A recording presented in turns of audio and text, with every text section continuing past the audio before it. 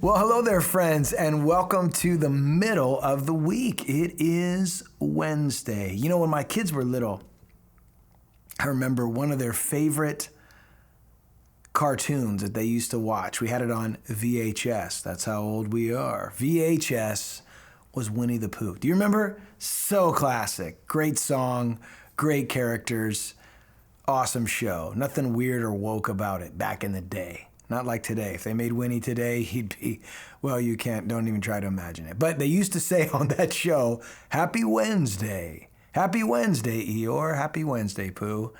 That always comes to my mind on Wednesday. So happy Wednesday, friends.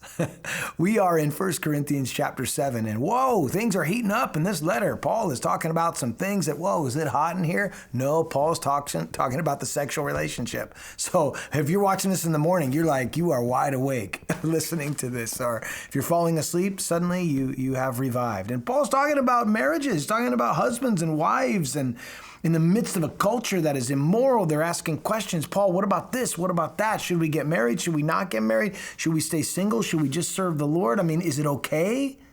And so Paul is responding to these questions from the believers there in Corinth. And today we pick up chapter 7, still in this context. If you look down at verse 5, Paul says, "Do not deprive one another, except with consent for a time, that you may give yourself to fasting and prayer, and come together again, so that Satan does not tempt you because of your lack of self-control."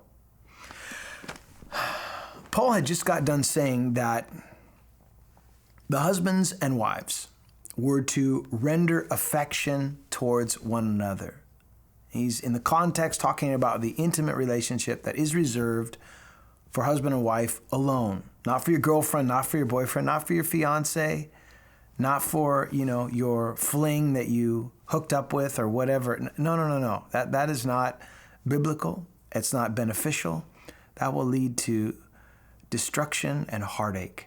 Paul's talking about the relationship between husband and wife. And he says here he gives an exhortation, and he says, do not deprive one another except for a time. Except with consent for a time. What does that mean? Again, he's talking about separating from one another in relationship to a sexual encounter with your wife or your husband. I mean, the whole thing is, he's saying, listen, you need to be together regularly, in the sense that unless you have spoken together, consent for a time, in order that you can give yourself to fasting and prayer. In other words, if you as husband and wife say, you know what, I think we're just going to put pause on this aspect of the relationship, and let's just seek the Lord, and we're going to fast and pray. And great, we're in agreement on it. That's good. Let's do that. And for the benefit of just drawing near to the Lord. And then it says only for a time, and then make sure you come together. Why? So that Satan doesn't come and tempt you. And I think the devil tempts in several different ways. Let me just do my best to give you some practical application as it relates to this. It's different for different couples, depending on what age they are. I'm talking about married couples here. And that aspect of the relationship. And I think it is important to, again, if we are one, and we love one another, and we're in this relationship to serve one another, then we need to understand the needs of the other person.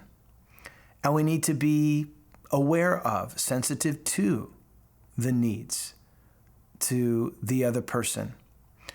And again, you know your wife, ladies, you know your husband. And I think it's being mindful of those needs. And I just want to say this, approaching that aspect of your relationship as a servant to the other person, in the purest sense of the word, in this most sanctified, spirit-filled aspect of your relationship, especially in that area, that's how you approach it. So to be a little more clear, I would say a husband should never do anything that would cause his wife to be uncomfortable or to cause her pain, or do something that would be perverse or anything that's ungodly that she's not comfortable with. Can I say that to you? I think that's important. And the other is true for the wife with the husband. You approach this with absolute love and care and tenderness and concern. We don't take our cues from this world, because what the world tries to portray as something that is fruitful in this area of the relationship, it's not. So much of it is just made up and how they seek to portray it, and that's not the example that we follow. I think it's also important to be patient with one another. And but also, I think this area, as Paul is really emphasizing, the neglect of one another. Sometimes your life gets busy. And, you can just neglect one another, spending time with one another, taking walks together, conversing. You're working and you're going through the door. Hey, how you doing? Great. Good to see you. Bye. The kids, you got kids. So it's like, it's in every stage of life, it gets challenging. You have to be a little more creative, a little more planned out. But it is important to invest in this area of your relationship. And the Lord will give you guidelines and direction as you pray through that as a couple. But you love one another, you're sensitive to one another. The motivation for being together is because of love and appreciation for one another. So there's much more that I could say on this particular subject, but the fact is this goes out to more than just married couples. And so I want to be careful about what I say. But the bottom line is, hey, you should only be apart as long as you should fast. So how long can you fast? No, I don't know. That's just one thought. But just continuing on. We don't want the devil to be able to tempt us and lead us astray and start, looking the opposite way. We need to be, even then, the devil's always going to be tempting. So we have to stay committed to the word, committed to our spouse, committed in prayer, committed in fellowship, and this will also help along the way. But verse 6, but I say this as a concession, not as a commandment. For Paul says in verse 7, I wish that all men were even as I myself, but each one has his own gift from God, one in this matter and the other in that matter. Now Paul says, listen, this is what I'm saying to the married couples. Paul said, if I had it my way, I wish all of you guys were just free to serve the Lord like I am. And Paul was, for him, at this point, he was living a celibate life. And he saw the benefit of just being able to go wherever God would send him. Of course, Paul wasn't saying that marriage isn't a good thing.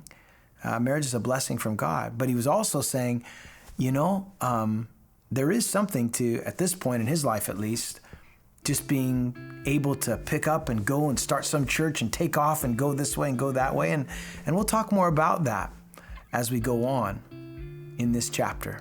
God bless you. We'll see you tomorrow.